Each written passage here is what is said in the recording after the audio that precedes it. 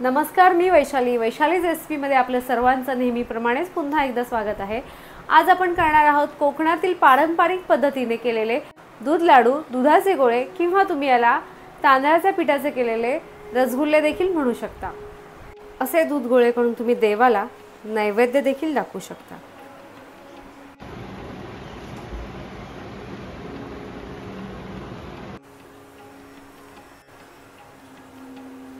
दूध घालून घ्यायचं. हळदीचं पान घ्यायचं. पानाला अशी गाठ मारून घ्यायची. हातावर असं चोळायचं आणि हे दुधामध्ये घालून घ्यायचं. दूध गरम देखील झालेलं आहे. भांड्यामध्ये तांदळाचं पीठ घालून घ्यायचं आणि चिमूटभर मीठ, चमचाभर तूप घालून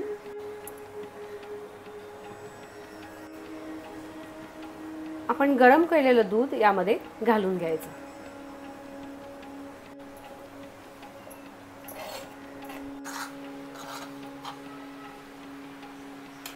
लागेल तितकं गरम दूध घालून आपलं हे पीठ छान मळून घ्यायचं.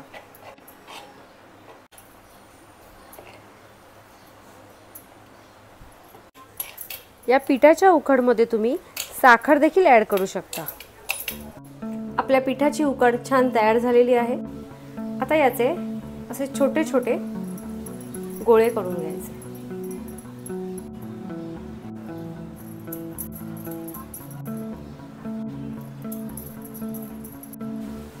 आपण घेतलेल्या सर्व उकडीचे असे गोळे वळून झालेले आहेत. तुम्ही यापेक्षाही लहान साईजचे गोळे वळू शकता.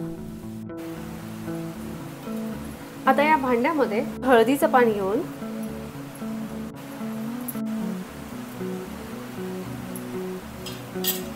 यावर सर्व असे गोळे ठेवायचे.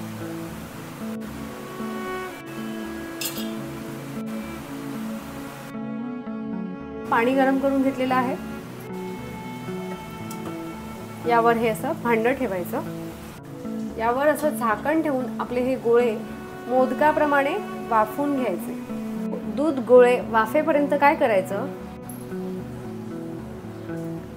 दूध घ्यायचं आणि दुधामध्ये आवडीनुसार लागेल तितकी साखर घालून घ्यायची आणि साखर दुधामध्ये छान मिक्स देखील करायची. साखर मिक्स करून झाल्यावर यामध्ये थोडीशी वेलची पावडर घालून घ्यायची.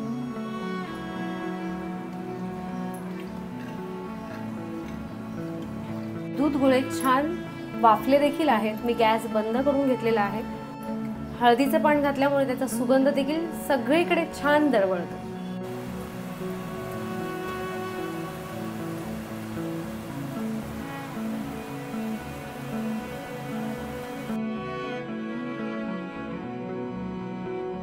साखर विरघळवून आपलं दूध देखील तयार आहे.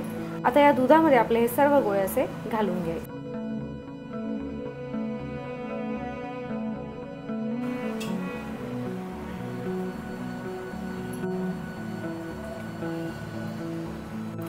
आपण केलेले सर्व गोळे या दुधामध्ये घालून झालेले आहेत.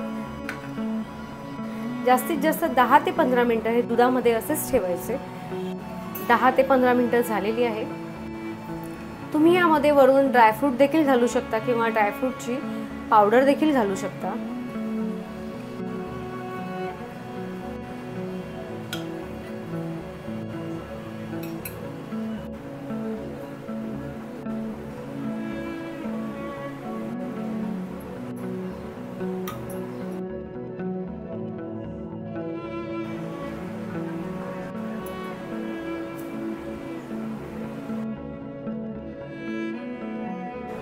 तुम्हाला जर आपली आजची रेसिपी आवडली असेल तर आपल्या रेसिपीला लाईक करा, जास्तीत जास्त शेअर करा, नवीन असाल तर सबस्क्राईब देखील करा आणि ज्याप्रमाणे तुम्ही आपल्या सर्व रेसिपीज पाहता त्याचप्रमाणे पाहत राहा. पाहता पाहता करतही राहा आणि करून झाल्यावर कमेंटमध्ये नक्की सांगा तुमची रेसिपी कशी झाली.